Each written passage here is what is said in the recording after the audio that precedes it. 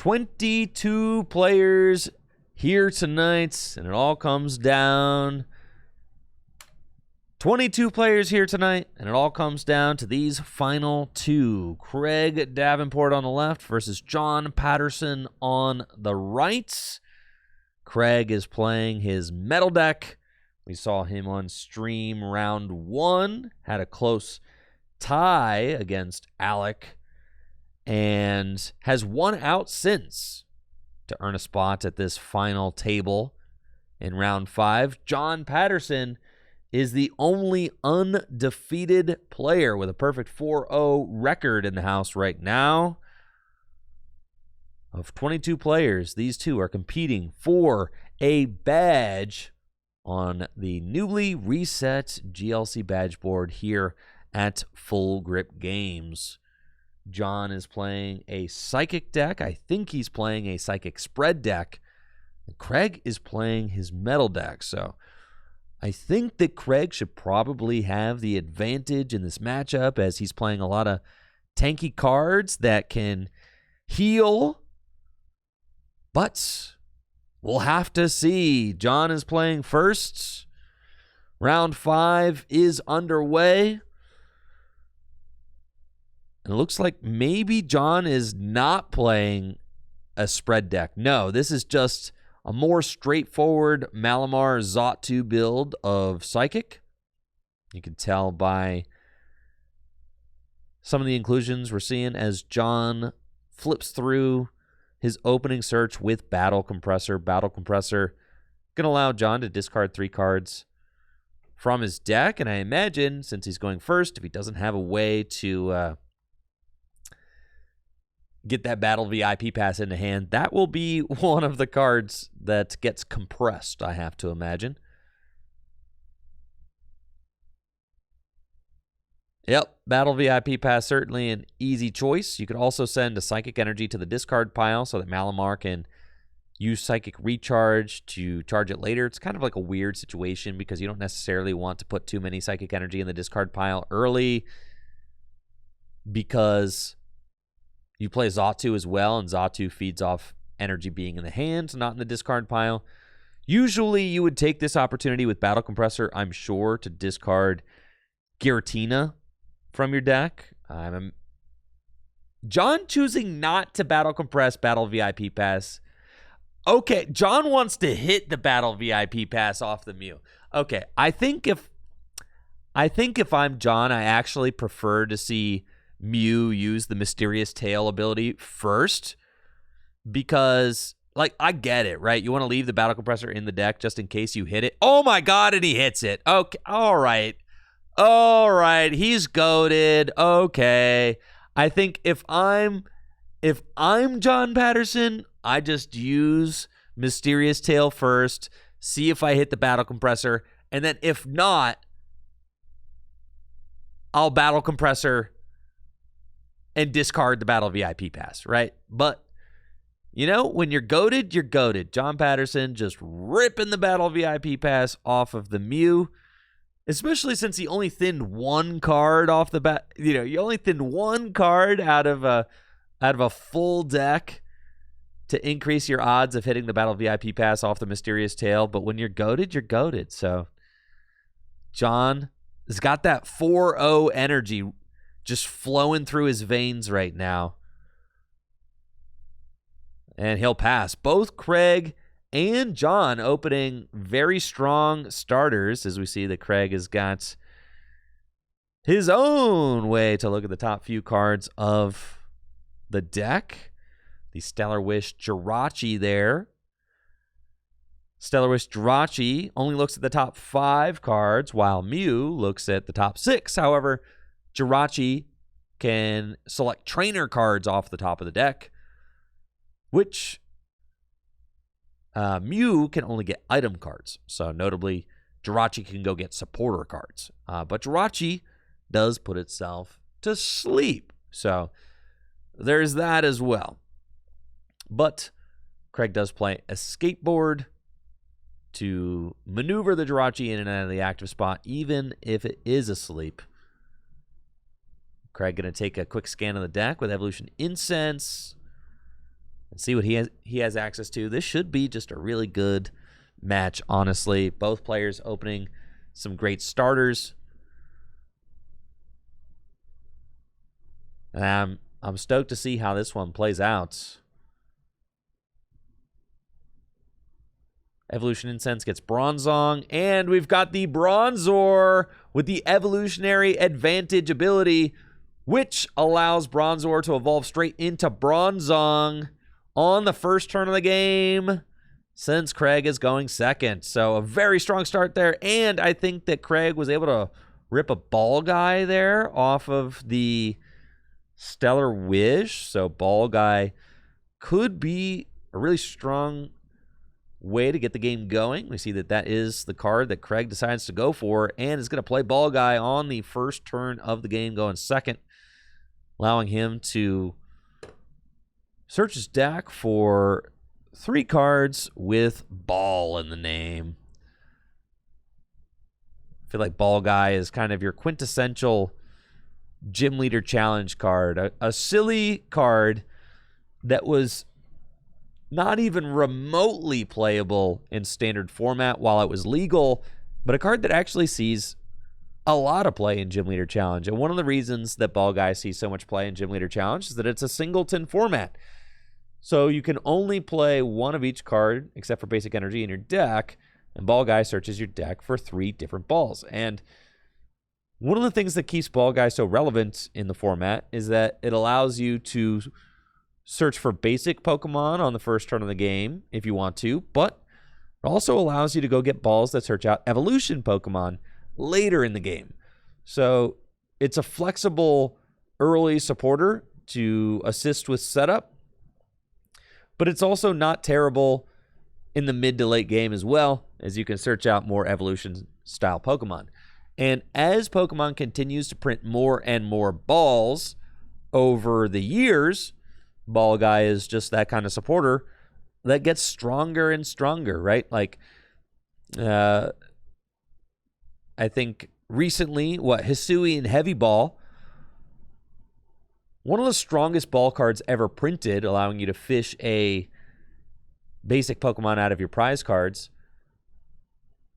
Hisuian Heavy Ball really took Ball Guy as a card to the next level, because Ball Guy now not only gets you 3 balls, it also gives you access to Hisuian Heavy Ball, which allows you to get a prized basic out of your prize cards. So Ball Guy is kind of like an additional out to that. And oh my God, Craig is cooking here.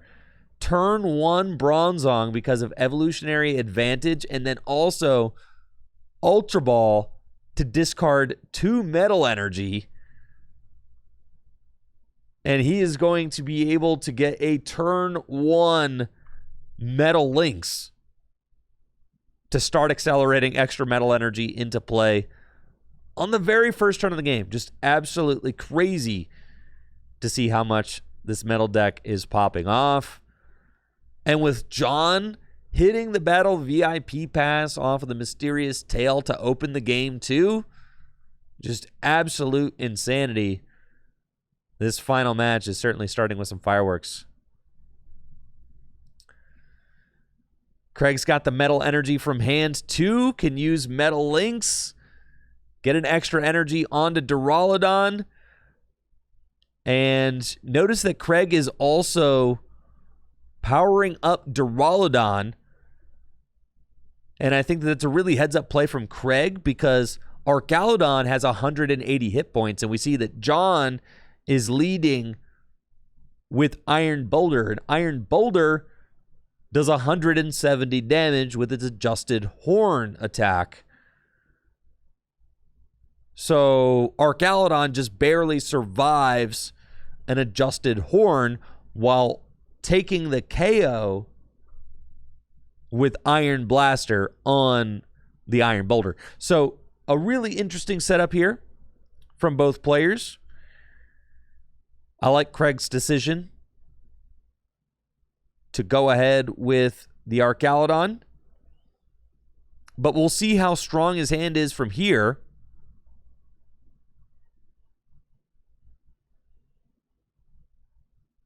With only 2 cards left in hand, he did play his hand down almost completely to get this strong starts. John has got Zatsu in play now and uses Clairvoyant Sense to attach an extra energy to Iron Boulder and draw 2 cards. Level Ball. Go grab another Pokemon out of the deck, and we've got a turn 2 Kirlia as well. Just, oh my gosh, this setup is just incredible. Both players just popping off. Town map. We'll flip John's prizes over for the remainder of the game. We can see what he was missing, and sure enough, that Giratina is prized, which is why we didn't see it hit off of the early battle compressor. And Nest Ball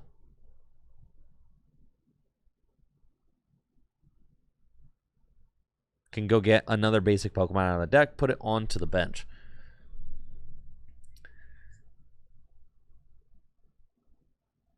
And I think John has a research in hand too. My goodness. It's going to be an N though. All right. Deciding not to research. I don't agree with that play. I mean, Craig only had a 2-card hand, and one of the cards was Archaludon. I think I would have preferred to see John research, discard the hand, draw 7. No need to give your opponent 4 additional cards to play with. Oh, but I guess John is doing it so that he can match hand sizes, right? It's the guaranteed KO. Going 6-6. So, all right, I take it back. I see what John is doing. Because Adjusted Horn, you have to have match hand sizes. If you research, the odds of you being able to pare your hand down to... The odds of being able to pare the hand down to 2 are pretty much non-existent off of a research. So, okay, I like it. Adjusted Horn. You have to match hand sizes. John's going to retreat this Mew. Take the knockout with Iron Boulder. So that is kind of the double-edged sword of Iron Boulder, is that sometimes you have to make gameplay decisions that are slightly suboptimal, which is why I was critiquing the N over the research, because, like, on face value, like, yeah, you just research there. Don't give your opponent 4 new cards. But John had to give his opponent 4 new cards so that he could launch Adjusted Horn successfully to knock out this Jirachi. But I believe that Craig has teammates in hand, so we'll be able to respond to this easily. And John takes the first prize of the match. But Craig is right here with some great plays lined up of his own. He's got Revavroom in hands, so he can evolve that Varoom on the bench into Revavroom. I thought I saw teammates flashed earlier. He's also got Cypher Maniac's Code Breaking, so he could stack his deck with that and then draw into it with Revavroom. Revavroom, of course, got the Rumbling Engine ability, which allows you to discard an energy from your hand, fill your hand to 6 cards. You see Craig trying to math some things out. He does have teammates.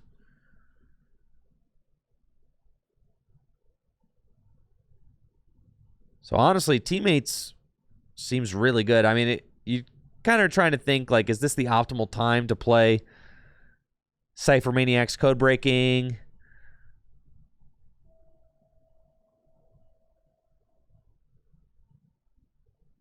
And Cypher Maniac's Code Breaking, I mean, could just be, if you're choosing between Cypher Maniac and teammates,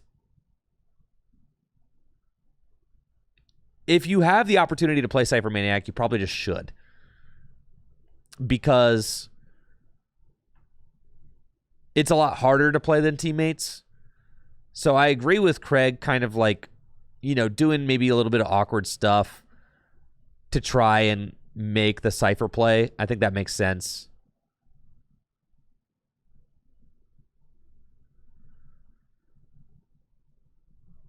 But it looks like Craig is actually going to use Rumbling Engine first without using Cypher Maniac, knowing that he has the Archaludon guaranteed with teammates and is going to go teammates instead.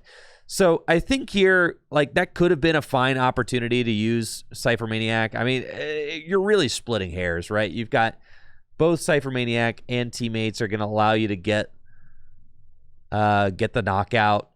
Either one's fine. Craig's got that Bronzong on the bench, so like being a little wasteful with the energy and kind of aggressively discarding them doesn't really feel like a problem right now, because Metal Lynx is just going to accelerate those extra energy into play.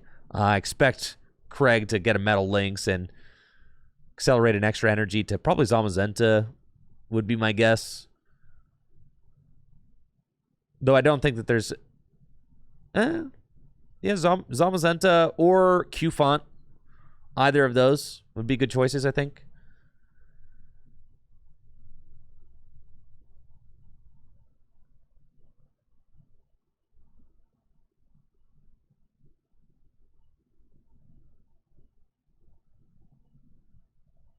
And John is deciding what to discard off of Parallel City. Decides to say goodbye to Mew and Xatu. Parallel City is an incredible card for Craig to have access to there. Bronzong accelerates an energy to Zamazenta, and Archaludon takes the knockout with Iron Blaster, 160 damage. The Parallel City there is really icing on the cake. And we see the power of that card showing up in this final match. Parallel City makes it so that if the blue side is facing you, you can only have 3 benched Pokemon. And if the red side is facing you, then your fire, grass, and water attacks do... Oh, Parallel, why are you so small? Do like 20 less damage. So... obviously, the red side has no downside against the metal deck.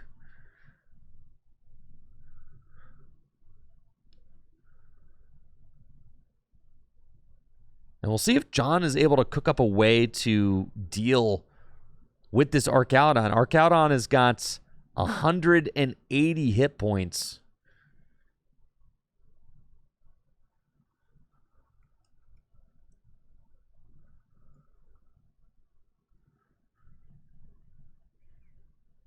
Which John's deck just might not be able to reach. And that is one of the strengths of Craig's metal deck, is that these attackers are all just very difficult to knock out. Archaludon, 180 hit points. Zamazenta, 130 base HP and the metal shield ability, which makes it take 30 less damage from attacks.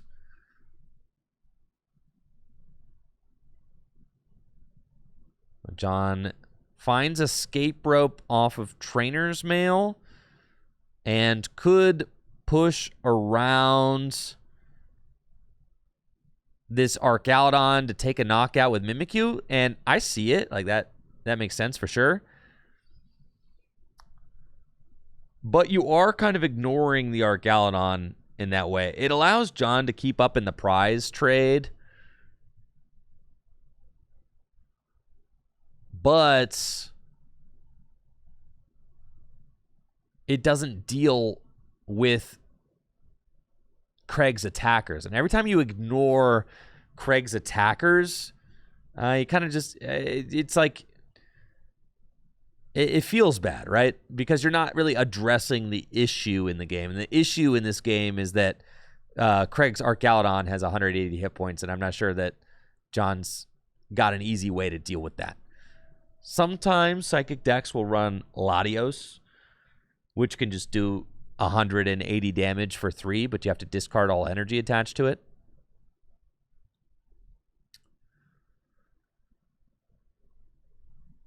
John does play Monkey Dory, which if you have damage on your own board, You can move damage counters onto your opponent's Pokemon. Obviously, the Adrenabrain ability sees a ton of action in standard format.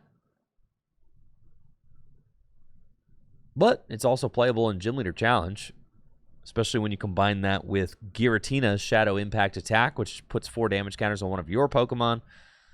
Then you can Shadow Impact, put 4 damage counters on your own Pokemon, then use Monkey Dory to move those damage counters onto your opponent's Pokemon, and that's kind of the loop that people are using.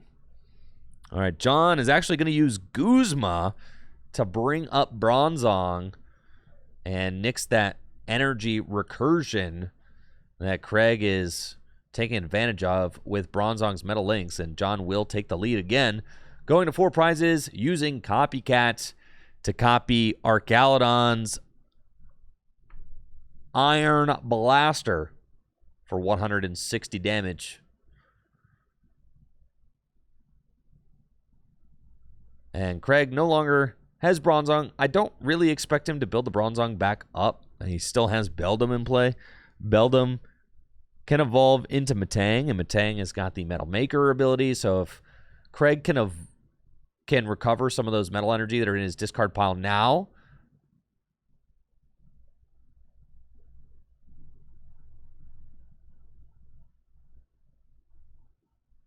and if he can recover those metal energy, then he'll be able to hit some off of Metal Maker.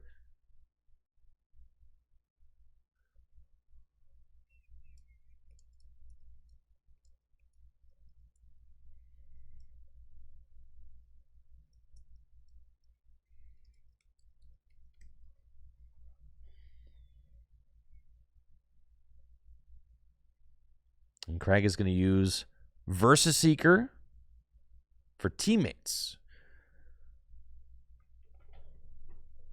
And it looks like Craig is once again going to get to choose whatever 2 cards he wants out of his deck, put into his hand.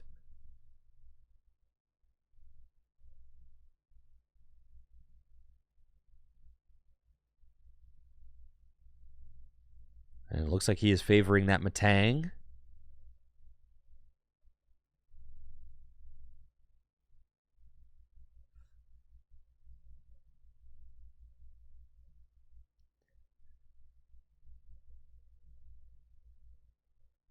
I'm not exactly sure why John decided to double attach to the Mimikyu last turn.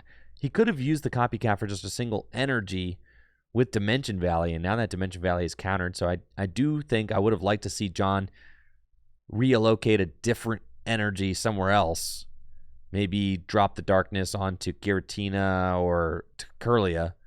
Would have been a better spot for that.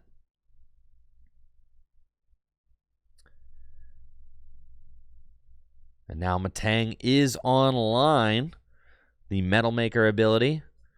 And we can start to see some energy fly back into play. Craig is going to bench Dialga. And with Ordinary Rod, he can recover some energy.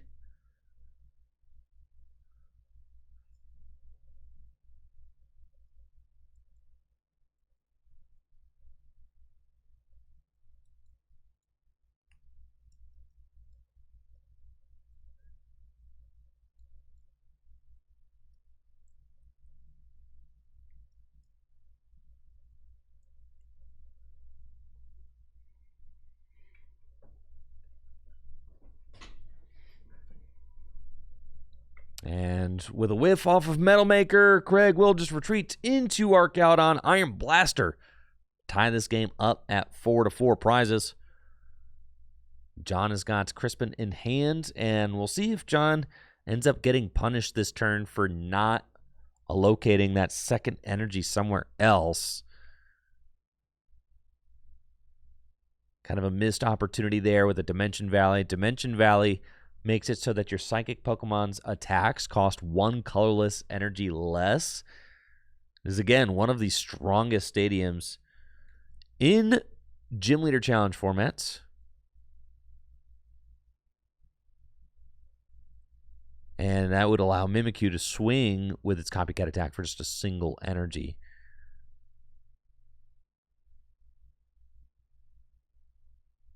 But we had a little bit of a missed opportunity there John double attaching to the Mimikyu.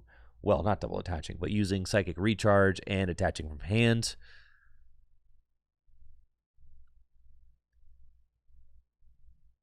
And now that Dimension Valley is gone. Do see John evolving into Gallade, and Gallade has got the very powerful Buddy Catch ability, which allows you to search your deck for a supporter once during your turn, put it into your hand. It looks like John is favoring Tulip. It's going to be very helpful. He could use Tulip to recover Psychic Energy from the discard pile, as well as a Pokemon. Any combination of the two, you can get up to 4 basic Psychic Energy and Psychic Pokemon from your discard pile to your hand. Can allow him to get the Boulder back. If he can match hand sizes, you can get some Psychic Energy back. You can get Xatu back. But the issue with this game persists, as John is still not able to one-hit KO this Archaludon. And Craig is leveraging this Archaludon massively right now, understanding that there's no easy way for John to deal with it. And this is a very tight trade back and forth. Both players with strong starts in this game.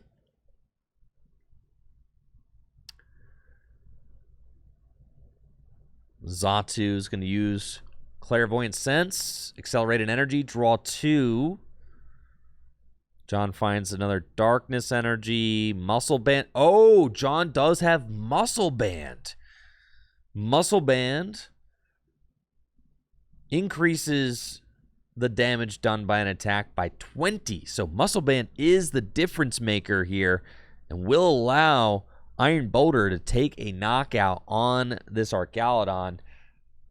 If John can match hand sizes, which he absolutely will be able to with Mysterious Treasure in hand. He's got Ultra Ball in hand too.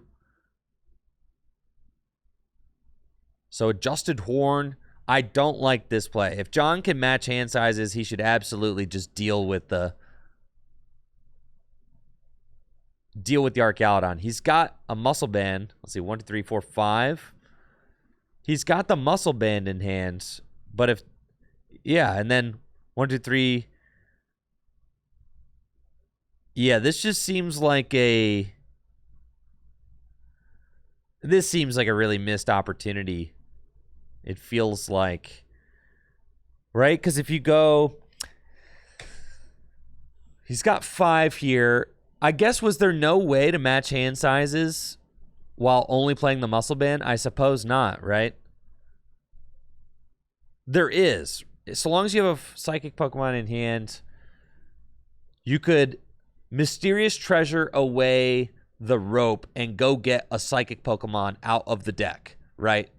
If there was a Psychic Pokemon in the deck, then John could have matched hand sizes while still knocking out the Archaludon. I also really don't like committing the Muscle Band already, because the Muscle Band in John's deck is the only way he has to deal with the Archaludon. And now he's kind of left it vulnerable by putting it into play. And that means that Craig could play Field Blower and remove it. And if Craig can find a Field Blower, then he's going to nix the only way that John has to deal with this powerful Archaludon in the active spot. Revivroom's going to Rumbling Engine, draw a couple cards. And Raihan is the supporter for turn. Allows Craig to accelerate an energy from the discard pile into play and then go get a card out of his deck. And honestly, I would expect it to be either Field Blower or a tool that makes it more difficult for this Archaludon to go down. But I think Field Blower would just be a great call here. Take care of that Muscle Band and make John kind of pay for overextending a little bit and not using the Muscle Band to knock out the Archaludon the turn previous.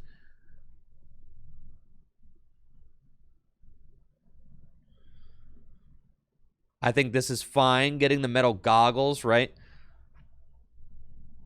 Getting the metal goggles effectively does the same thing as Field Blower this turn. Metal Maker going to find 1 metal energy. And Craig's going to decide where he wants to put that. I think that this turn you probably want to attack with Zamazenta and save the Archaludon. The Archaludon's buff to the board, giving the entire board free retreat with metal energy attached, is just so strong. I think I would like to see Craig go Goggles to the Zamazenta knockout. This is fine too, but it's like a small thing.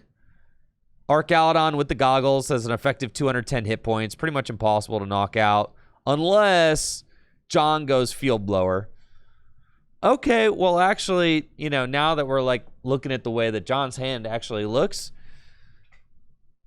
John has Hex in hand. So, I mean, Hex Maniac would have made it so that the Gallade still clears the Zamazenta because it would have turned off Zamazenta's ability. So I think Craig actually ended up making the correct call by attacking with the Archaludon.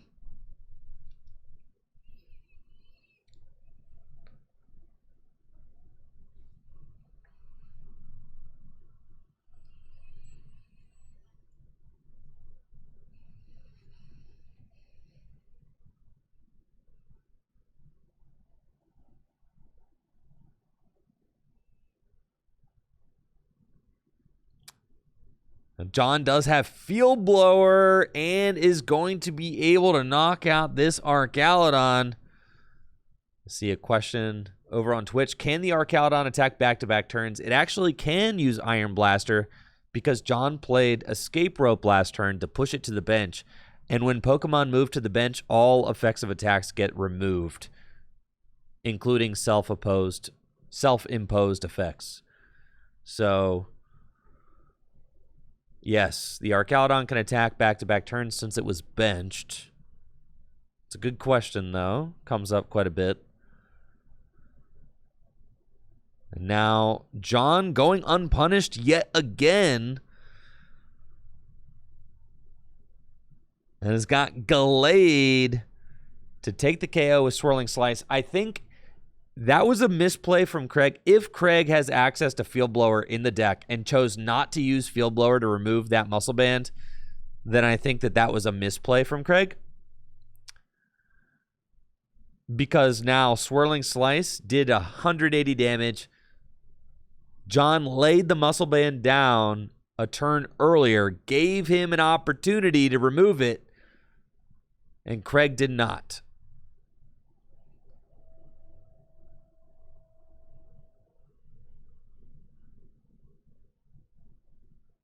Craig's got a Bronzor. He's going to bench again. And now, I mean, it is crunch time. John's got Mimikyu built up. Mimikyu can very easily answer the Zamazenta. This is kind of one of the reasons why I was thinking that Zamazenta might have been the better attacker last turn.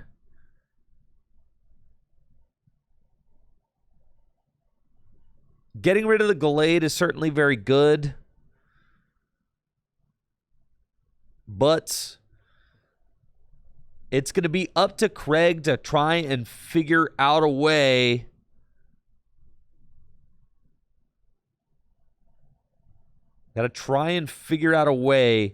to disrupt this prize trade. John's Field Blower is down now, so he doesn't have access to that, so the tool cards are much more likely to stick. And Craig did have Field Blower in deck, so I just saw it flash there. So I'm going to give Craig a hard time. I think Craig misplayed by not using Field Blower. I think he was a little too conservative trying to go for the pod helmet. He should have smelled blood and just nixed that Muscle Band the second it came into play. But it's hard to say. I mean, you don't know all of the outs that John has to do 180 damage. You don't know that that is John's literal only out in deck to do 180 damage. maybe Craig is thinking that there could be a possible, Craig might be thinking that there might be a Latios in John's deck. And if there's a Latios in John's deck, then the goggles might be correct. So it's easy to say from our bird's eye perspective that the field blower was the correct play because it looks like John does not play Latios in his list. But Latios, Latios would have been something that Craig might be thinking about. So we'll see. Cypher Maniac stacks the deck. Craig can draw into those cards with Rumbling Engine.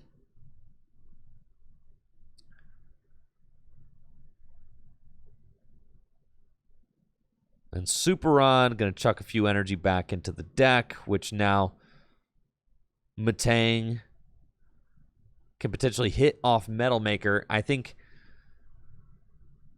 the potential win con for Craig now is going to be that Craig has to disrupt John's hand next turn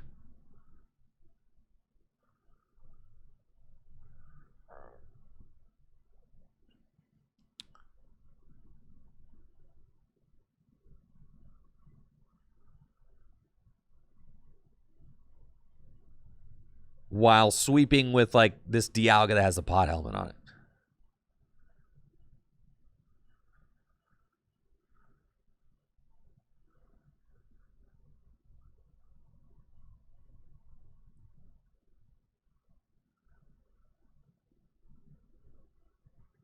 Metal Maker hits, and Dialga is loaded up now. Zamazenta going to take a big knockout with the Retaliate attack for 220 damage. And the game is tied again at 2-2 prizes. In order for Craig to win this match, he is going to have to force a missed knockout from John. And John has the knockout guaranteed on board right now. John's hand is not good, though. I mean, he's got Hex and nothing else. So, well, Mysterious Treasure. John not going to get anything off of Mysterious Treasure. Skipping on the Articuno. Mimikyu's Copycat will copy Zamazenta's Retaliate. I think that that's maybe a slight misplay there from John. I really think I would have liked to see him get the Galarian Articuno out of the deck, because you can already use Malamar to Psychic Recharge to the Mimikyu, but Galarian Articuno is kind of like your guaranteed win con. Like, say Craig uses Iono next turn, right? Don't you want to... Oh, I see what John's going. Okay, I see the route John's going. I think John is thinking that he is going to power up Giratina and use Hex Knockout and save Mimikyu for the final attacker. I don't love that, because Craig has kind of already revealed that his next attacker is Dialga, right? So Mimikyu's Copycat doesn't do anything to Dialga, because Dialga's attack does more damage for the amount of metal energy attached to it. And Mimikyu's not going to have any metal energy attached to it. And John is also not playing Hex this turn. So we see, like, in this final turn, if John had used the Mysterious Treasure to go get the Galarian Articuno, take a knockout with Mimikyu, load 2 energy onto Galarian Articuno, say go, right? Then you're forcing Craig to make you miss an energy for game, right? Like, that's really hard to do, especially when you have Malamar already on play. So I feel like the checkmate play for John was to get that Galarian Articuno onto the board. because Galarian Articuno has the Psy Laser attack, which could target down Bronzor, Matang, either of those two. But here we go, folks. The game and the tournament is all coming down to these final turns. John Patterson going to go to just one prize card remaining.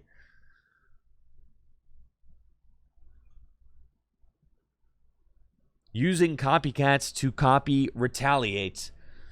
We know John just got Versus Seeker with Arven. Does Craig have a way to disrupt John's hand? If Craig does not have a way to disrupt John's hand, I think it's game over. And oh my God, Craig finds N. This is how the comeback happens, folks. This is exactly why John should have loaded up the Articuno. Craig has the N off of the Pokegear. This is why John had to go Articuno instead of loading up the Giratina. Tate Liza.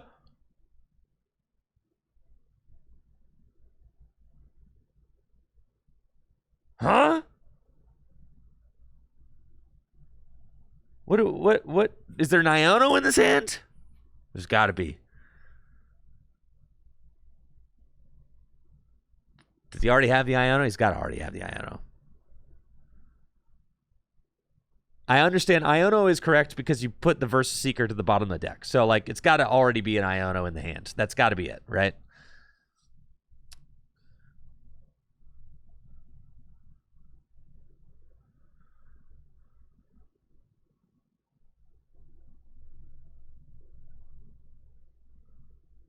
What are we doing here? I don't think I see an Iono. Rumbling Engine. Turn 0 of time. Craig, tell me you have an Iono. If you didn't grab the N off of that, dude.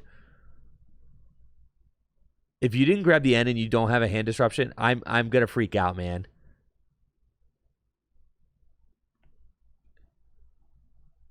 Field Blower. I don't think that's an Iono, man. What? Oh my gosh.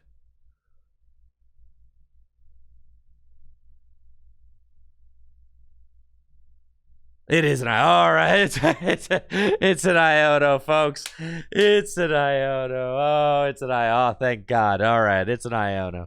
All right. We have an Iono. I really couldn't see it. Got an Iono. Whew. All right. And now the game all comes down to this. Craig Ionos John to 1. Metal Maker. Whiff. Doesn't matter. Dialga gonna take the knockouts with Metal Blast, dealing 120 damage for the KO. And now John had an opportunity to load up a Galarian Articuno this last turn and did not do it. Instead, decided to load up this Giratina.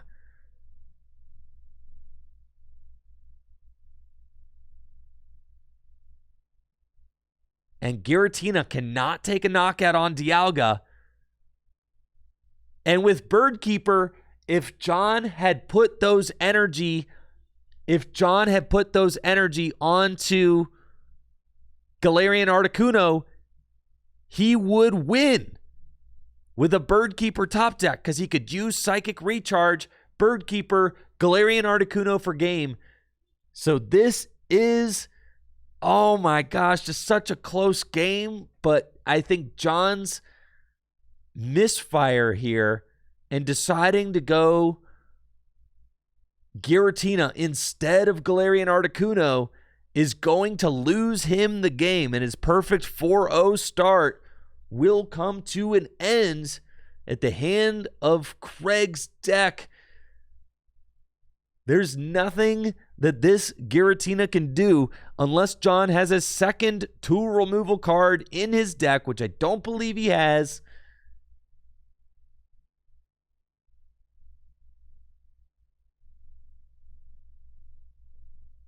And John instead trying to go for confusion with Monkey Dory, but he doesn't have it. And Craig is your winner with Metal, advancing to a record of 4-0-1. Craig is going to take the win and earn his first badge of the 2026 Gym Leader Challenge season here at Full Grip Games. Metal taking the win. You love to see it. Well played by both players. GG's. Craig Davenport's on the board with his Metal deck. John with another second place finish here at Full Grip Games tonight. Very consistently a top player at GLC League. Unfortunately, he will have to try again with the Psychic deck. Well played by everybody. Thank you so much for tuning in tonight. Huge thanks to everybody who showed up. 22 players tonight for Gym Leader Challenge League Night. An awesome turnout. That's going to do it for me tonight. So you guys all have a great night. Make sure to check out the signups on FullGripGames.com for the Mega Evolution 6K. Signups are available now.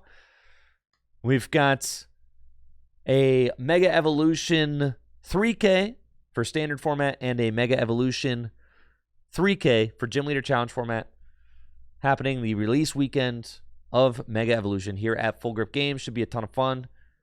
Signups are live now, so definitely make sure to scope that out if you are in the region or area and want an opportunity to play against the best of the best in Gym Leader Challenge formats. Y'all take it easy and have a great night. I'll be back next Wednesday with some more tabletop action. Cole is going to be joining me for a retro stream. Ruby and Sapphire through Power Keepers. Should be a lot of fun. I'll see you then. Good night.